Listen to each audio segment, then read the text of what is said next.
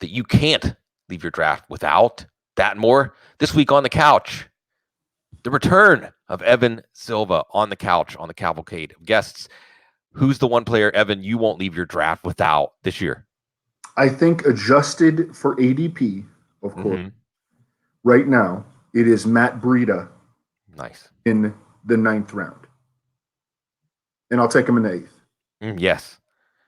Yeah. And he works for pretty much any kind of a build, whether you're doing 0 RB. I mean, he's kind of a top 3 0 RB running back pick this year. And he also is a great, like, just RB4. Even if you hit some big time running backs early, running backs have higher injury propensity, and Matt Breida has a high injury propensity, right, as we unfortunately saw. But he's also, he's a dog, man. Yes. He played on a high ankle sprain and with a dislocated shoulder last year. He's so much healthier this year. He averaged 5.3 yards per carry. He went for over 1,000 yards from scrimmage. The 49ers backfield as a unit, and this is a Rich Rebar stat, as a unit, 49ers running backs last year collectively finished top 5 among all backfields in yards from scrimmage. There's definitely a plus to playing in a Kyle Shanahan backfield, especially when that backfield gets reduced from 3 to 2, as it did when Jerick McKinnon suffered the setback. Are you sure that Tevin Coleman is better than Matt Breida? No. How sure are you? No. That's perfect. That's the killer. That's the death blow right there, is that if we watch Coleman and Breida side by side, Breida's probably better and certainly as good. Coleman has that Kyle Shanahan had eyes for him back to Atlanta. It's a good situation, as you point out. I mean, really, they're both justifiable investments at their ADP, because Coleman starts with the Bucs and the Bengals. And honestly, if you don't have your running back 2 and it's 5th, 6th round and Coleman's still there and you're thinking, I have to start the guy next running back I take, I mean, you take it and see what happens there. I think it's defensible. I'm not saying I do it, but Breida is absolutely, Evan, I'm going to expand it and say part of a larger idea that 8th, 9th, 10th, 11th, 12th round, your running backs need to reflect best possible outcome, best case scenario. And I'm thinking rookies. I'm just going to talk this to death. People are going to get sick of this. This is the problem with me doing like 5 couch episodes in a week, is people get sick. They get sick of hearing me say Justice Hill, Darwin Thompson, Tony Pollard, even Damian Harris. These are the running backs that we can see really tilting your league. And Breida absolutely belongs in that group. So then it becomes a smaller question of which 2 or hopefully even 3 do you target. But I think taking those running backs in that part of your draft, like, I'm almost to the point, Evan, where that's non-negotiable. Yeah, I'm absolutely getting there with Darwin Thompson, clear preseason riser. And if I think it's not all that unexpected, because if you watch him play at Utah State, and look, he was a committee back there, but he only one season there playing Division I football. He averaged almost 7 yards per carry, got 23 balls. He averaged over 15 yards per reception. That's an insane average per reception. He scored 16 touchdowns on 176 touches. Yeah. That is absurd. You watch him play, I think he's a spitting image of Dion Lewis. I thought that even before Louis Riddick made that comparison recently. I think that Darwin Thompson is a Waldman favorite. Yes. No, Evan, let me interject.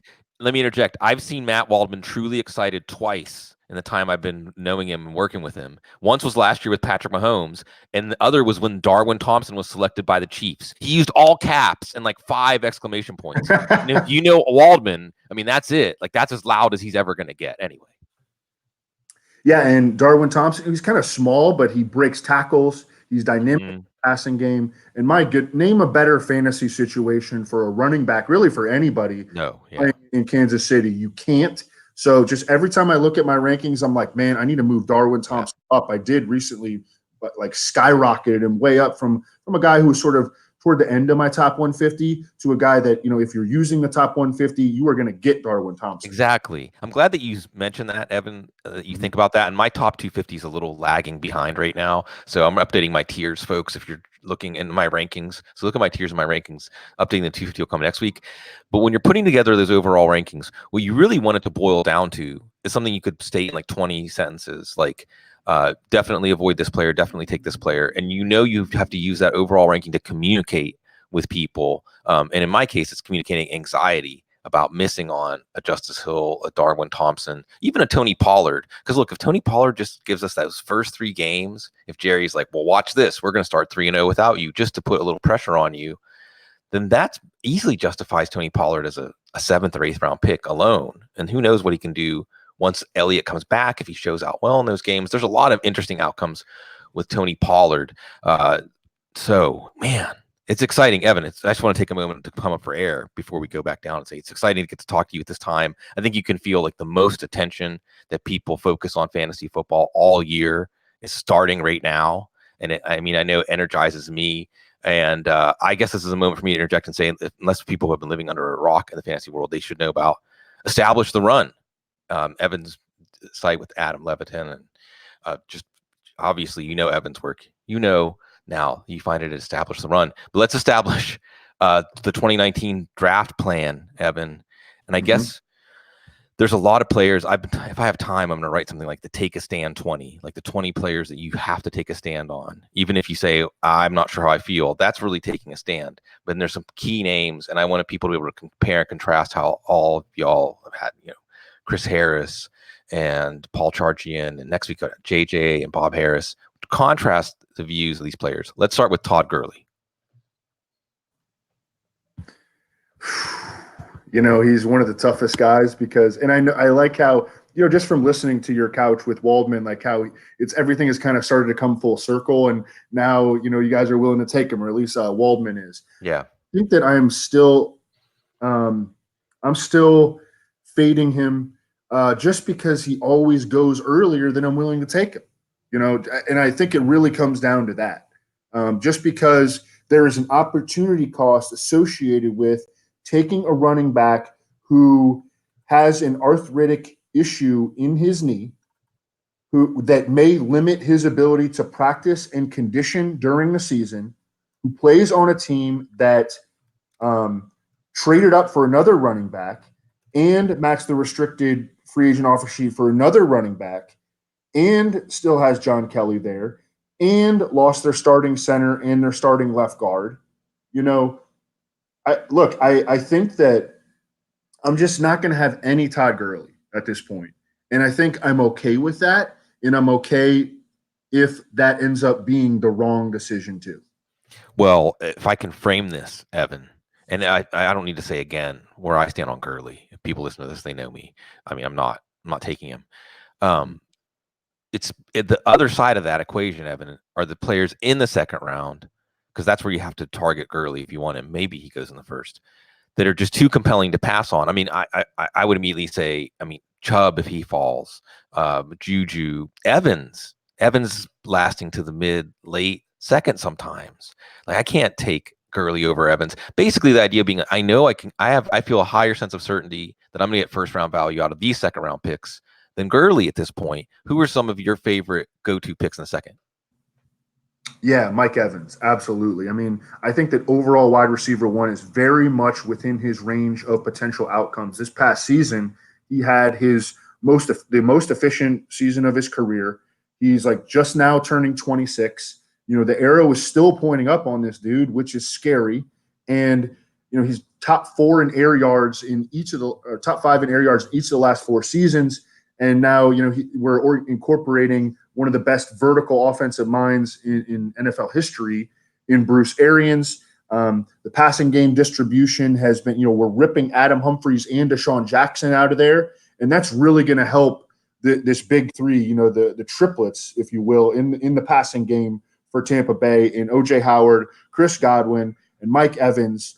I think that the floor on Mike Evans is outstanding, and the upside is, again, the overall wide receiver 1 on a team that, their defense just gets worse every time you look up, whether it's Vita Vea, whether it's, JPP, whether it's Levante David undergoing a knee surgery. They're going to have to air the heck out of the ball. And in Bruce Arians' last 2 seasons in Arizona, both of those offenses finished top 5 in the NFL in offensive plays. So I think that we're going to get an offense that plays fast, that airs it out and has to air it out. And we're talking about, one of the best downfield receivers of our generation. Yeah, it's true. And he he didn't quite hit cruising altitude until year 3, but his targets have been down. He, basically, Evan, it's like there's a ladle full of targets to distribute out. And really, all three, Evans, Howard, and Godwin, could all be hits. They could all be profitable picks at ADP. And the idea of trying to catch part of that wave through one of those three players is something to consider. And if you like Jameis Winston, then you should like them. You should like all three of them. I don't know about liking the running backs, but that looks great. Ogunbowale. Yeah, right. Well, I'm glad you brought him up because Yeah. he's like I just compared him. Bobby Sylvester said Philip Lindsay. I think he was talking more about fantasy impact. I don't know about that for fantasy impact as a player, and I think he went to the same college.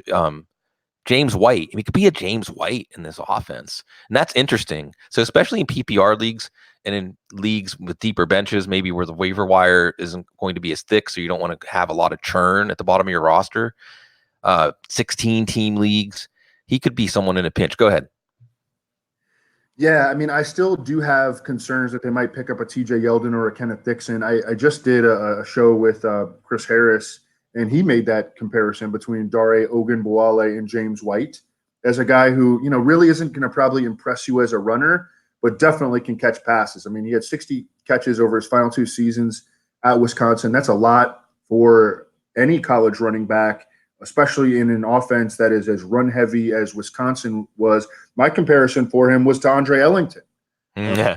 A guy who's not necessarily going to, tear the cover off as a runner, but has that plus versatility. Andre Ellington, of course, is on the roster right now, but what we've seen from him, I think that he's behind Ogunbowale, and it's just, it's just kind of washed up at this point. But in Arizona, Andre Ellington had plenty of moments where he was an RB2 and even fringe RB1 at times. And, assuming that Dare Ogunbowale can start to creep up into the picture with the top 2 running backs there on the depth chart. He's a way better pass catcher than Peyton Barber, who had 11 catches in his Auburn career and hasn't caught passes at the NFL level very well. And then Ronald Jones had 7 catches in his high school career, 32 catches in 40 games at USC. And that was one of the big reasons he couldn't get on the field last year, is because not only does he struggle as a receiver, he also struggles as a pass blocker. It just makes sense for this offense to be in a mode that Ogunbowale can fit in better than Barber or Jones because of how those players are limiting. And he just fits into a more aggressive passing game. So yeah, those are all things to bring up. I like him coming up on the outside, and I brought up Rashard Higgins too, Evan, as a player that's still not really on the radar. Jordan Thomas strikes me as another one, just because of the QT injury, and that could help Duke Johnson as much as it could help Thomas. But Thomas has been a go-to red zone target for Deshaun Watson. So yeah, deep sleepers. It's a great topic. What do you think about Higgins and Jordan Thomas, or do you want to add any names to the deep sleeper conversation since we went there? Yeah, actually, again, on this show with Chris Harris, it was the topic is deep sleepers, and Rashard Higgins was on my list. Just picking out 5 guys, and I think he's an interesting guy to get in Dynasty right now because he's in a contract year. You can envision a scenario where, he plays really well this year and then he ends up being a starter somewhere else. You can also envision a scenario where Jarvis Landry, he'll be in the 3rd year of his contract, and, his salary starts to get bloated in year 3, where they might move on from Jarvis Landry and just stick Rashard Higgins into that number 2. And then you got the number 2 receiver for a Baker Mayfield offense. Right. And right now you can get him within the top 160 picks easily. And you get the number 3 receiver for a Baker Mayfield offense. And then the number 2 receiver, if something happens to Odell Beckham, which things have happened to Odell Beckham over the past couple of years, or to Jarvis Landry. So, and I think that Rashard Higgins is a legitimately good player. It didn't click. A lot of Harmon loved him coming out. Yes. Yeah, Harmon loved him, and because he's a really, really good route runner. And I think it probably took him a couple years, like athletically, to kind of, for everything to, for him to feel more comfortable. And of course, just being in that terrible situation, can't help anyone in Cleveland. But now the situation looks like it's better. And he's gotten better every single year. And we have seen the chemistry between Baker and Rashard Higgins. Thank you. That is real. Thank you. Chemistry, I mean, analytics are great and things that we can quantify are great, but things that we can't quantify move the needle in fantasy football. And chemistry between a receiver and a quarterback absolutely is something that fuels fantasy. It's one of my main hesitations about Antonio Brown. We can go to Antonio Brown in a second. Sure. It's how their game styles mesh, but it's also the way it's like being able to finish each other's sentences, knowing that being able to project yourself outside of yourself and know that if this receiver is given this input, then this is how they're going to react. And if I anticipate that, we're going to get them. And Mayfield and Higgins absolutely have that. And the other thing about Higgins, I'm glad you brought up Matt Harmon. A lot of love in the room. We bring up the name Matt Harmon. Higgins, and I hate to bring Vincent Brown. I had Davis Maddock on earlier this week, Kevin. I think of Vincent Brown, I think of Davis. But Vincent Brown pre-injury is a similar kind of receiver. Keyshawn Johnson's going to be an interesting case down in Arizona. Even someone like Cooper Kupp, who, according to Jay Glazer, has even more athletic ability than before his injury. That it's the value of a player who plays really sound football in the structure of these new pass offenses, Evan, and just being on the same page as the quarterback.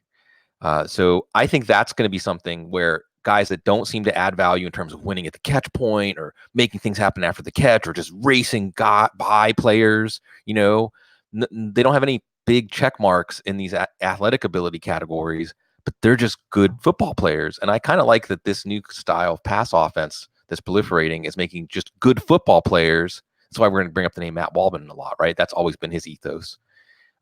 So Antonio Brown, which way are we going with this, Evan? Oh, I thought you were going to use that as a segue to Kalen Ballage. We could do there too. Either one, and that should show. See, now we're really on the couch because your mind was thinking Kalen Ballage. Like we can anticipate what you want to say. So take it whatever direction you want. Yeah, with Kalen Ballage, the limitations are very, very clear. I think that we can all agree that he's not a true between the tackles runner. He's around 220, 225, but he does not run like that. I think he does have positive traits. He's big. He's straight line fast. He can catch. He's a very, very poor man's David Johnson. And he has a lot of opportunity in Miami.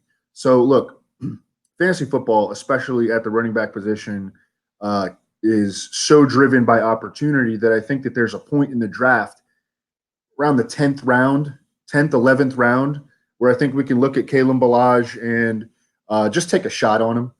But I still think that Kenyon Drake ends up leading the Dolphins' backfield in touches. And this injury, which may not even threaten his status for week 1, they may just be being extra cautious with him. Right. It's kind of taking Kenyon Drake, I think, to a point where I kind of want him now, in like the 7th or 8th round. Because I think that he's clearly the most talented, like all-around back on the Dolphins. He can catch passes when they're going to be playing from behind.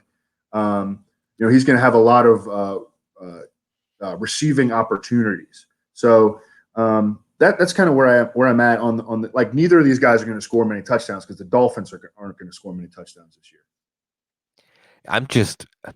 And I think that now, Evan, at this point in our preparation, we can think of these players always as part of an either-or proposition because we're drafting, and that's exactly what the draft is over and over and over again, right?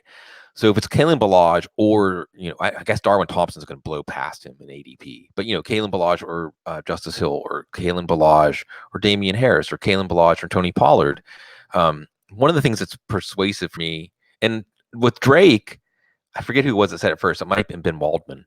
That once Drake falls past Ballage and ADP, that's where Drake becomes kind of attractive.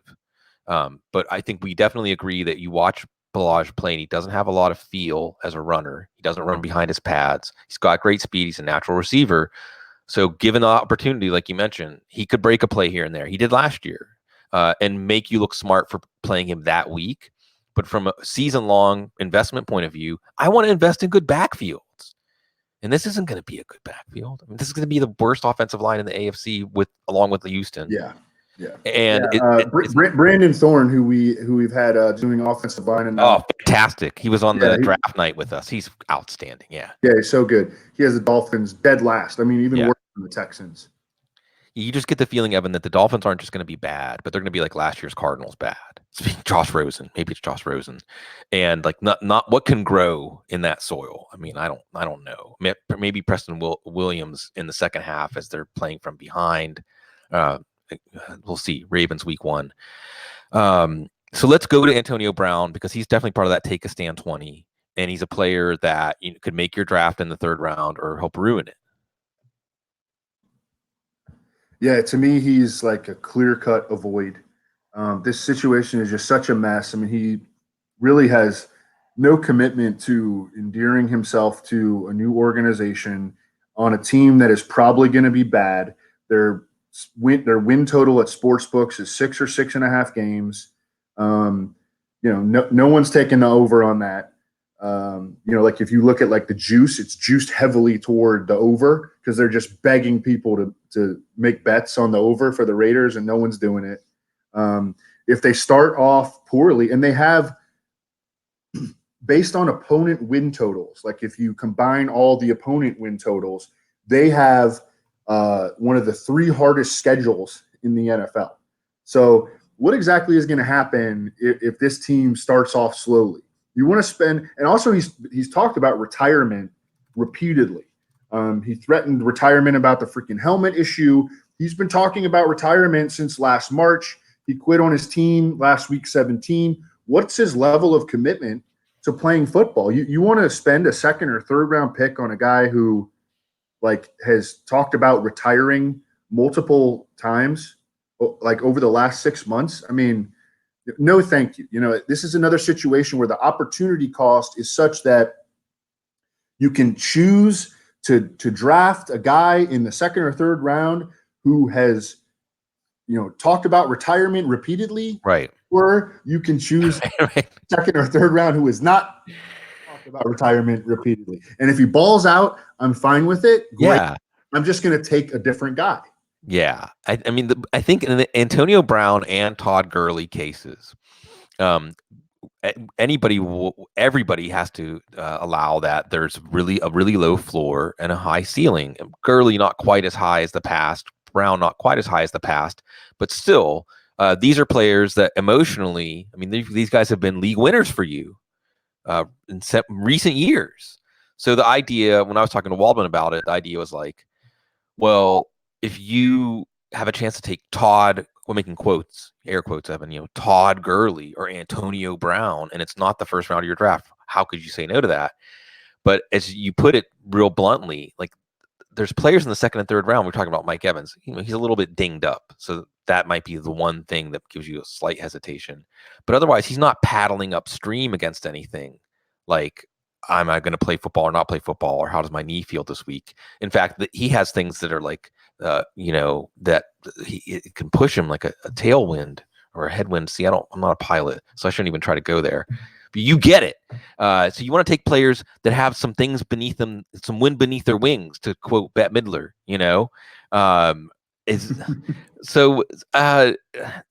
Again, these players with the known upside, but the known risk. AJ Green, another one. Is AJ Green part of your plan this year, Evan? No. I mean, look, there is a spot in the draft where I'd be willing to take him.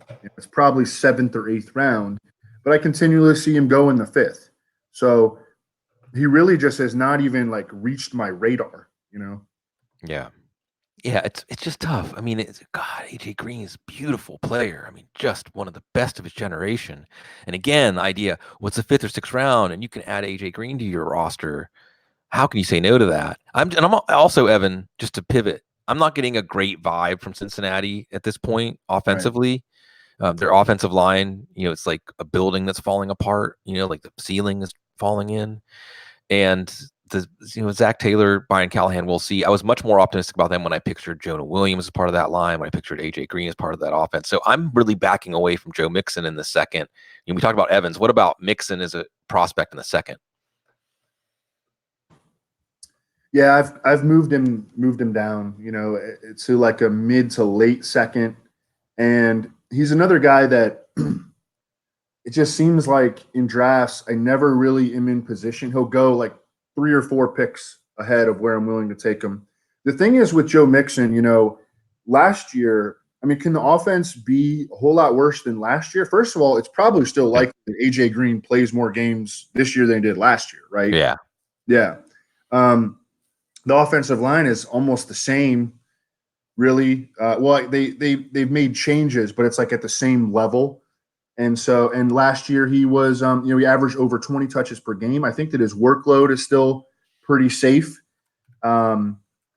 But it's just one of those situations where he just goes a little bit early for where, I am in the draft. And sometimes you'll still see him go around the first, second fringe. And I'm not willing to take him until probably like the late second. So because you brought this up with Mixon, I think it's a great point, actually, that he was balling out as good as he's looked in his career, really, at the end of the year last year with Driscoll at quarterback. Yeah. So, and you're right, the offensive line, it isn't going to be worse than last year. So you're right to bring that up. And I suppose, if 4 or 5 weeks into the season, Joe Mixon, he starts with Seattle. I mean, that's great. That's a great matchup. San Francisco, okay, that's good. Buffalo's maybe not as good. Steelers we'll see, and then Arizona. So that could really be a crescendo with the Arizona at the end there. For the first 5 weeks of the season, he's a top 5 running back, and it's because he's a badass. I am also finding myself gravitating to Kerryon Johnson because I think he's a badass. Mm-hmm. But Matt Patricia kind of looms over this, and Right. I don't know how to feel. How do you feel? I still feel pretty good. He was the RB15 before he went down last year, and he was really, really underutilized early in the season. He was really starting to get into his groove right when he went down. Yes. Their offensive line, I like their offensive line. They're bringing back really all 5 starters. Lang, TJ Lang retired, but he barely played last year. I think they have 4 quality starters in Taylor Decker and Graham Glasnow and Frank Ragnow and Rick Wagner. They have 4 pretty quality starters on the offensive line. So I think that their defense got a lot better. I mean, first of all, I don't like Matt Patricia from a team building standpoint, but I was impressed at times with him schematically last year and just strictly on defense. And now they have much better personnel. Mike Daniels, Justin Coleman in the slot was kind of an underrated signing. And so I think that they will be better on defense. And so I think that there is a chance that they're able to implement this run first, defense first mentality and carry it out and be like a 9-17. I mean, I think that that's kind of what you're hoping for as the ceiling for this year's Lions. I don't think they're going to be a truly bad team. I think they've got enough players to not be a truly bad team. But if they are able to implement this defense first and run first philosophy, then I think that Kerryon Johnson is going to pay dividends as like a fringe RB1. Yeah, I could see games where when they have the advantage and they're putting the lean, like week 1 against Arizona, that Kerryon Johnson just gets in a groove and goes off for like 150 or 200. Just rips through the defense repeatedly. He's that kind of runner. He runs with anger. And in that week 1 game against Arizona, like Kerryon Johnson should be a very popular DFS play. Oh yeah. I mean, he's automatic. Like sometimes you just have to go with the chalk because you're not getting money if you miss out when like 80 or 90% of the people are going to do it. So that you at least have that. I'm spending a lot of time, as you folks that are listening can tell, looking at the early season schedule and factoring that now, Evan, into that final tie-breaking point when we're putting together our top 150s and top 250s and things like that. Two players that we can't, well, really not just 2 players because it impacts the other players at their position. So we have the Ezekiel Elliott and Melvin Gordon holdout situations. Le'Veon Bell, I think, left a scar on all of us. I don't think there was anybody in the industry that was standing up and sounding the red alert and saying, whoa, Le'Veon Bell could destroy us. Some people were saying, go to Connor just in case, what the heck? And I think that's the Tony Pollard position this year, and that's going to start elevating. But take whichever one you want first, Evan, and how you're approaching these holdout running backs. I think that Melvin Gordon is clearly the scariest one because Well, first of all, and this doesn't even have to do with the holdout, but the offensive line is an issue. Brandon Thorne has the Chargers way down in his offensive line rankings, and that is even with Russell Okung still sort of like penciled in as the starting left tackle, but he may not be there, in week one, or we just don't know. He's dealing with like a heart thing, right? A pulmonary embolism. Yeah. So that's a scary situation, and he needs to, take as much time off as he needs. But that's also, has an impact on their offensive line, because you want to talk about an offensive line that doesn't have any quality starters. Right. The Chargers. Mike Pouncey. And then on the right side, you got Sam Tevy, Schofield, and then left guard, Forrest Lamp was a high pick, but that hasn't worked out. Yeah. Third year, and he has not even played. Yeah. So that's a scary offensive line situation. And it may kind of favor them to like just throw a ton of short passes to Austin Eckler, and certainly Justin Jackson can catch, and not bang the ball between the tackles, because I don't think they're going to generate a whole lot of movement with that offensive line. And then with Melvin Gordon, he was an outspoken proponent of Le'Veon Bell's holdout last year.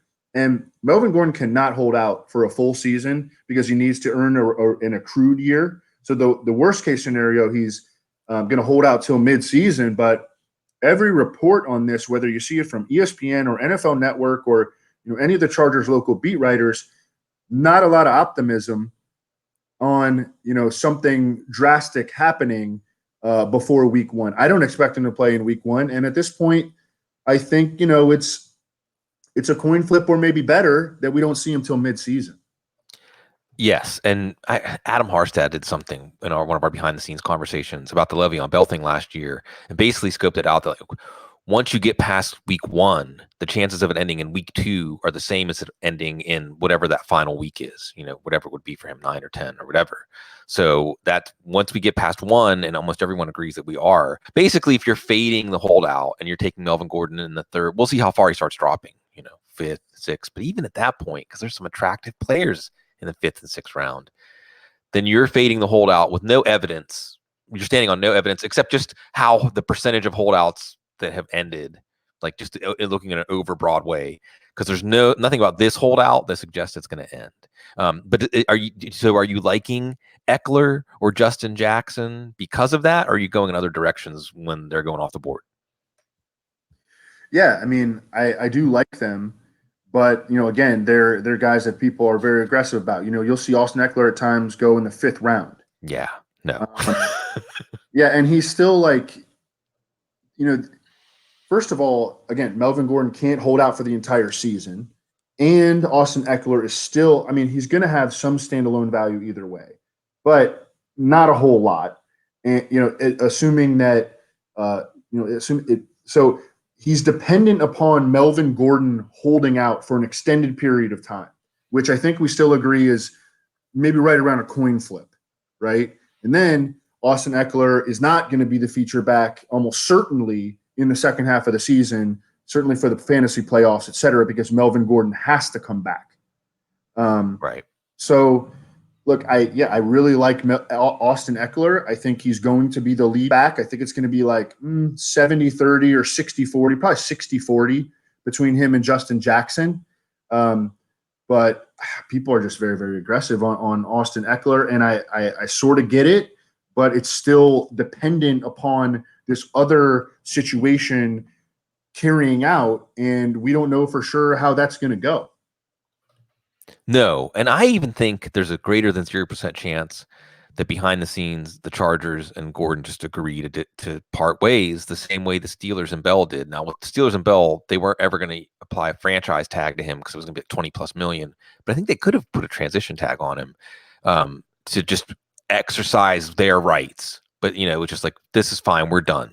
And I feel like there's still some possibility that could happen behind the scenes here and just say, well, we're done. We're going to go our separate ways. We're not going to try to recoup anything for you in the offseason.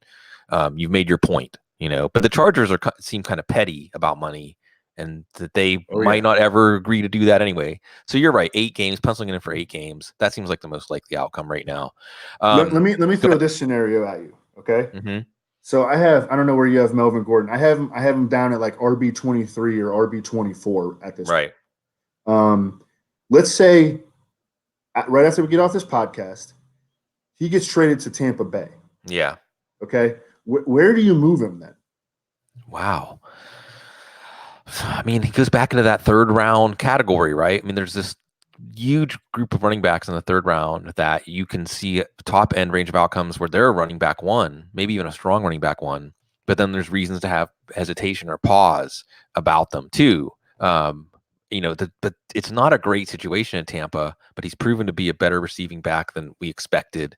And if they trade for him, they would probably be using him to a great extent. But let me, since you brought that up, and I'm going to make sure to get back to Zeke. Since we brought that up though, Evan, speaking of running backs that change teams, I'm really excited about Duke Johnson. Now, there's a lot of players in the 7th, 8th round that I'm really excited about, but I feel like there's at least some chance that a few weeks into the season, especially with that Kiki Cutie injury, that we may see Duke Johnson regularly bringing up like 15, 20 point PPR games and thinking, and because Deshaun Watson's good, he makes the players around him better. He gets the production out of the players around him through the quality of his play. The line's terrible, but it's been terrible all along.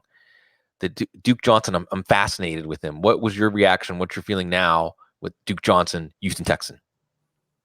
Yeah, I was excited. And first of all, the compensation that they gave up for him was the most any running back has commanded in a trade since Trent Richardson went from Cleveland to Indianapolis.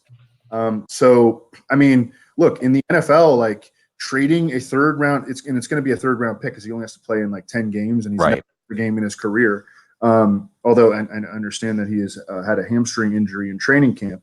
But that's compensation in line what you would expect to be paid for a starter. Yeah. Duke Johnson is – I moved him like way ahead of Lamar Miller. Yes. I would rather have Duke Johnson than Lamar Miller. Thank you. Yeah. Johnson has a better floor and upside than Lamar Miller. Lamar Miller at this point is like a low floor, low upside pick. And that's like, prime avoid. You don't take guys that have low upsides and low floors. And then the Kiki QT injury, which I know hurt you. Yeah. But it hurt me too because he was a guy that I was trading for in Dynasty this offseason. But, that frees up even more opportunity for Duke Johnson to potentially play a bigger role than expected as a slot receiver in addition to his running back duties. And then, the schedule for the Texans goes from the easiest in the NFL to the toughest projected in the NFL. And there just are not going to be as many rushing attempts to go around because this team is going to be playing from behind a lot more often than they did last season. And that's going to help Duke Johnson, and that's going to hurt Lamar Miller. Yeah, it's funny because when I moved Duke Johnson ahead of Lamar Miller, I felt a little twinge of like, oh, this is going to be something you have to defend because Lamar Miller is going to be the starter, probably get goal line carries. But the more I thought about it, the more I just think I know Duke Johnson's a better running back at this point in his career. And as you mentioned, and this is one of those things that Jason Wood, I think, was the first one that brought it up when we were talking about it, Football Guys, that Bill O'Brien made this trade. So that investment, like as you pointed out, hefty investment, especially when you factor in the money that Duke Johnson's getting paid, he's going to use him. And it'll probably be good. This is an efficient offense because of Deshaun Watson. Okay, Zeke Elliott, we got to get in on Zeke and Pollard and how we approach this. Yeah, Tony Pollard, I mean, I don't like comparing anyone to Alvin Kamara. He has a lot of like similarities. Yeah. They were both like backups in college. They're both like right around like 6 foot 210, somewhere in that range. They both ran actually not that fast at the combine, but then Tony Pollard ran like 4.42 at Memphis's pro day. They were both questions about whether they could like run between the tackles coming out, but we knew that they were great pass catchers. Tony Pollard, 104 receptions in 3 college seasons. We knew Alvin Kamara, at the very least, was going to be a passing game contributor. Both went in like that 3rd, 4th round range. And then you watch like Tony Pollard in the preseason, and he looks like Alvin Kamara. I mean, on that touchdown run, he is explosive.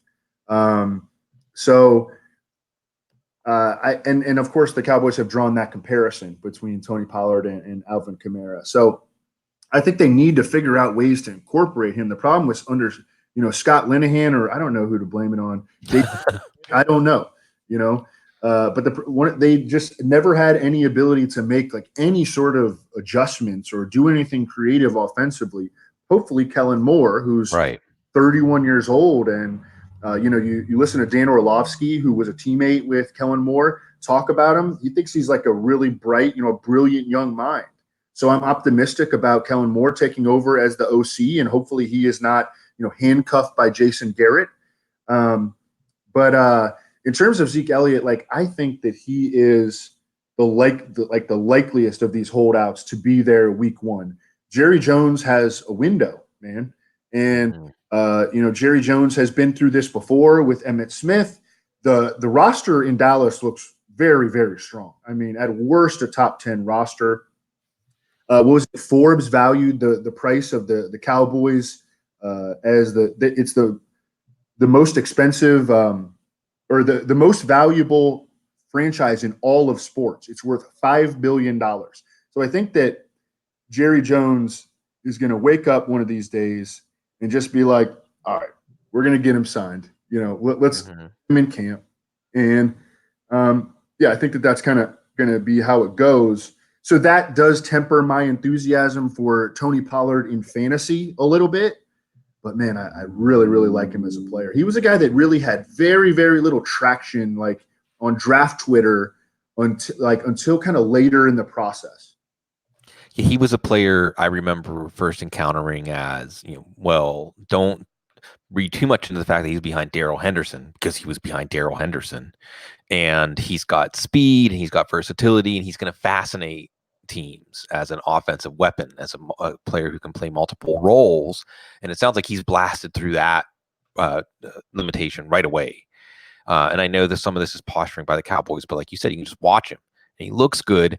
I'm not going to talk anybody out of taking him as high as the 8th, 9th, 10th round, because Evan, if Zeke doesn't show up week one, Pollard's what, a 4th round pick? A 5th round pick? Like if we're talking it's Thursday night, those final high stakes drafts, and Zeke's still in Cabo, then Pollard's a 4th or 5th round pick. And of course, if Zeke shows up, Pollard maybe isn't worth an 8th, 9th, 10th, but he's still worth something to see because of what you mentioned about Kellen Moore. And Kellen Moore came up, Ed Davis and I talked about this to some extent. And also Amari Cooper, I want to say that was plantar fasciitis confirmed. I think he basically confirmed it, right? Dr. Chow referred to it as plantar fascia irritation. Okay, sure. But the point is that it at least opens the door to Amari Cooper having something nagging all year, in the way that we'll hear about things in March and we'll be like, man, that guy really disappointed. And then you hear, yeah, he was actually struggling with this, even though he's barely on the injury report with it, Yeah.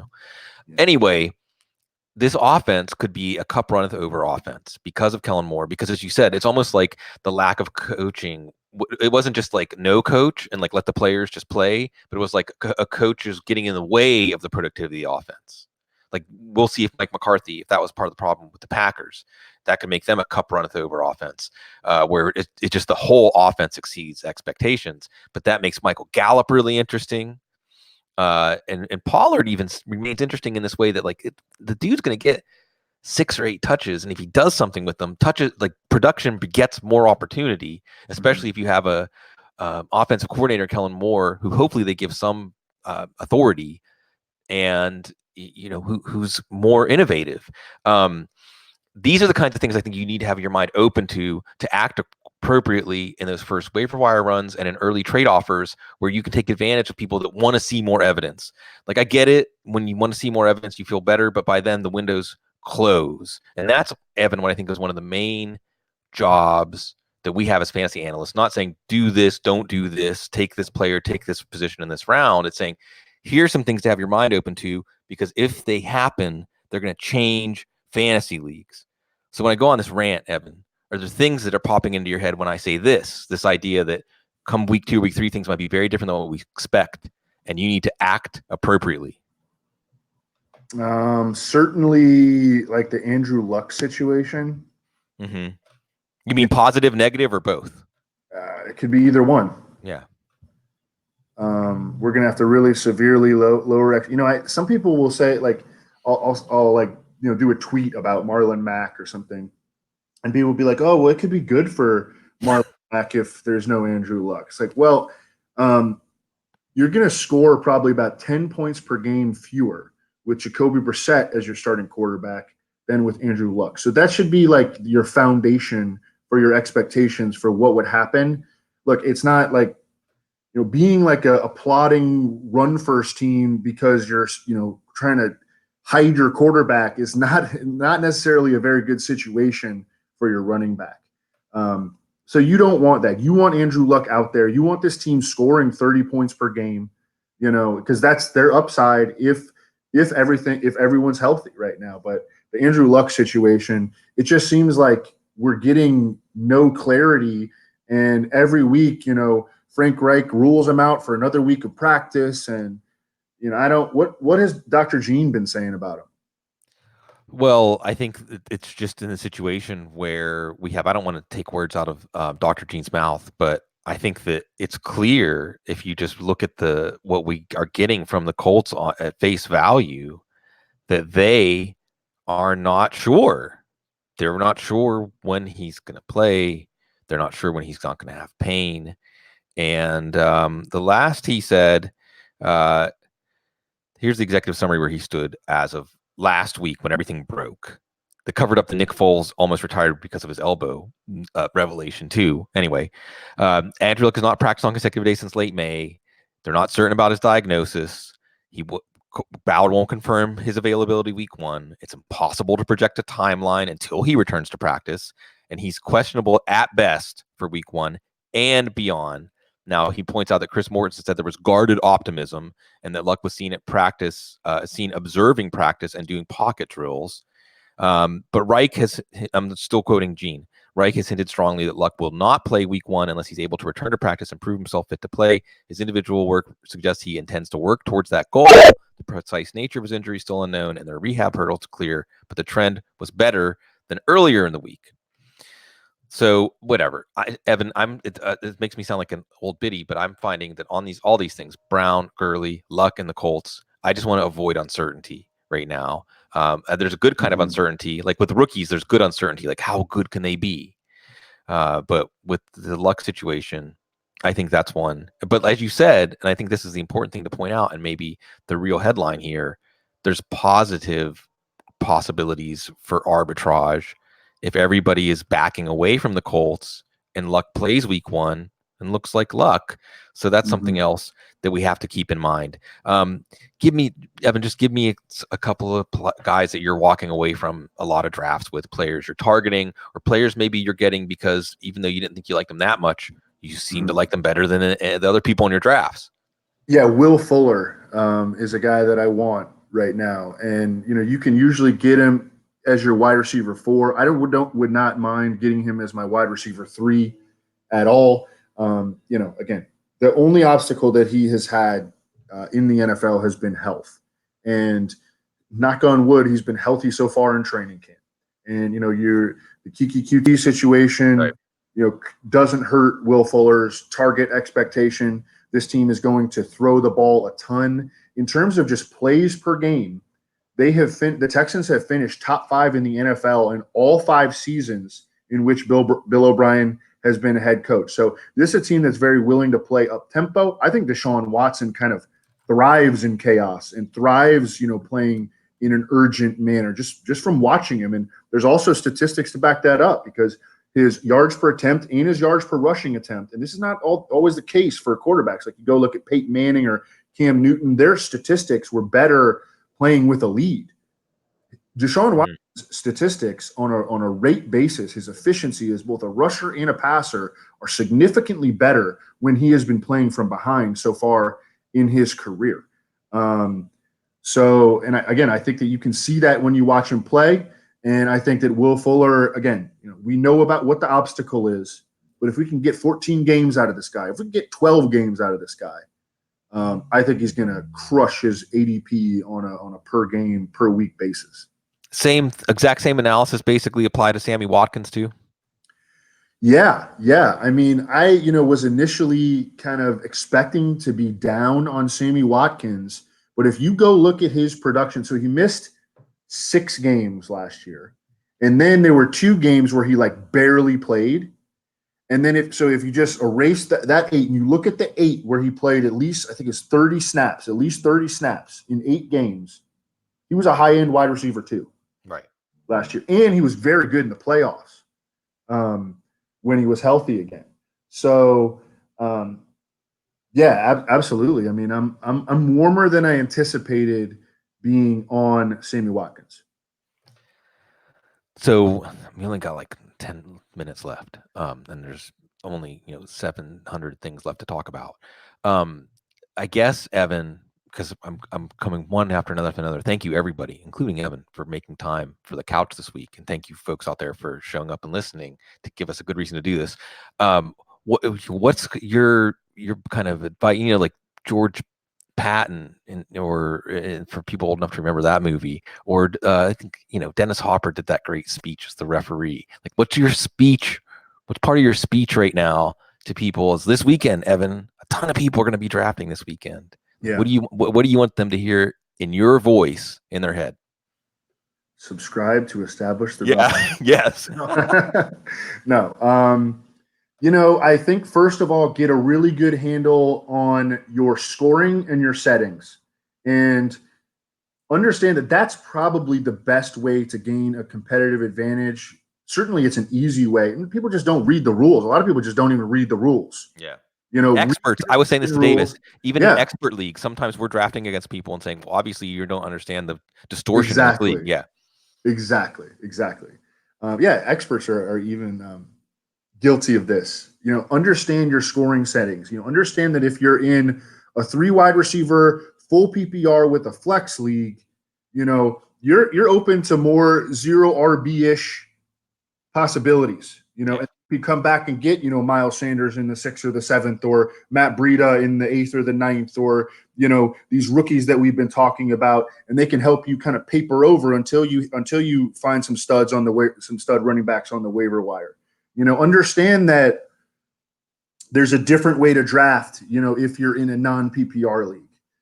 Understand that if you are in like an FFPC league where you start 2 running backs, you start 2 wide receivers, you start 2 flexes, it's full PPR plus tight end premium, and you're drafting let's say you're drafting in the top 4 picks, like take a bell cow and then come back and hammer pass catchers for like 4 or 5 rounds straight.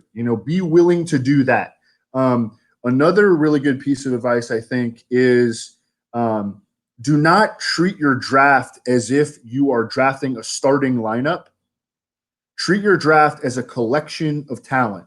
Mm-hmm. So, and look, I even feel this as I'm doing drafts. I'll get like say we're drafting 7 starters. We're drafting 2 running backs. We're drafting 2 flexes up high. We're drafting a tight end and 2 wide receivers. So we've taken 7 guys. That doesn't mean it's time to necessarily draft a quarterback. Right. And that's when I start to look at quarterbacks. I'm like, no, I'm not doing this. I'm going to wait 4 or 5 more rounds. I'm going to take my Matt Breida. I'm going to take my Darwin Thompson. Yeah. Take my Justice Hill. I'm going to take my Tony Pollard. Yeah. Or Marquez Valdez-Scantling, or whoever, or MVS, whatever, right? Yeah. Or Mark Andrews, or whoever your guys are. I always come back to this, that just who gives you that feeling, your intuition. And I have talked about it in negative terms because I guess inside of myself I'm a negative person. I try to be positive out in the world, Evan. Where I think of it in terms of anxiety, like the player that if you don't get them, you feel like I'm going to lose sleep knowing that week 1 when I watch this guy play, he's not on my roster. But that's going to guide you. And like you said, don't think about it in terms of a lineup. Just think about it in gathering as many of those players that give you that good feeling as possible, because it's a long haul over the season. Okay, just in these last 5 minutes, Evan, I'll try to get in a lightning round. Who are some of the quarterbacks that you're getting? Jameis Winston, Lamar Jackson, Jimmy Garoppolo, which... You said it all, yeah. Yeah. But yeah, pretty much those 3 guys. Garoppolo's okay. Look, it's the Bucks and the Bengals to open, so we'll know. Either way, you'll know. Yeah, we will know early. That's right. And starting a week 1 quarterback against the Bucks isn't that, like, even though it made you say, he can still have like 3 touchdowns, 300 yards, and look terrible, against Tampa. Okay, tight ends. Who are some of the tight ends that you're getting? Oh, Kittle, OJ Howard. I've been taking Vance McDonald. I've been taking Evan Ingram. I've been taking tight ends early in drafts. I mean, like top 7 tight ends. I think there's a clear-cut top 7. I think the last guy is Vance McDonald. I'm okay with Jared Cook. I'm okay with David Njoku. But I would rather have the top 7 guys, and Vance McDonald kind of is the end of that for me. I like, Evan, that you're saying, hey, I'm waiting at quarterback, but I'm not willing to wait at tight end. Mm-hmm. And a point I made in the master plan 3 or 4 years ago that I'm not sure if I keep reviving it or not every year is go cheap at tight end or go cheap at quarterback, but don't try to go cheap at both. Mm-hmm. Because especially when you get to the playoffs, like you got to have players that can at least give you a reasonable chance of not just holding the line at quarterback or tight end, but giving you an advantage over your competition. And if you go cheap at both of those positions, like there should be players, let me put it this way, whether it's a quarterback or tight end, there should be players. For quarterback, Evan, I think it's 4 to 10. And for tight end, I think you line it out well, like 3 to 7. So not the top guys, but guys that you still have to take before everybody's had a starter to get a starter who gives you an advantage. And no one takes, and if you're drafting with Sigmund Bloom, he's going to take Travis Kelce in the first. Yeah. Well, maybe not as much though. No, what's funny is as we've gotten farther into the preseason, Evan, I see OJ Howard as a lot more attractive now. I mean, I just think OJ Howard, Evan, when I saw that his target rate last year per game was half of Ertz and Kelce and Kittle. And I just think all those extra targets, he's going to be on the field basically as a full-time player, and we know what he can do. So OJ Howard, absolutely. And again, that Tampa San Francisco game to open week 1 might be like the highest scoring game of the week. Anyway, I'm going all in on like a double tight end in DFS. OJ, George Kittle just trading blows, Yeah, that's what I had. I'm doing a guillotine league with Paul Charchian, which is the whole format's fun. I mean, it's just a new puzzle. It's stimulating. The new puzzles are always stimulating. And I took them in the 2nd and 4th in a 17-team league. I went 2 tight end in a 17-teamer, but some of that's Kittle. So I think there's reason to think Kittle's going to be great with all the meh at San Francisco wide receiver. So there's a lot of optimism there for sure at tight end, and optimism about an upcoming fantasy season where Evan Silva is in your corner, established the run. Brandon Thorne, I'm glad you said his name a couple of times because the offensive line matters. Maybe running back doesn't matter. Offensive line matters.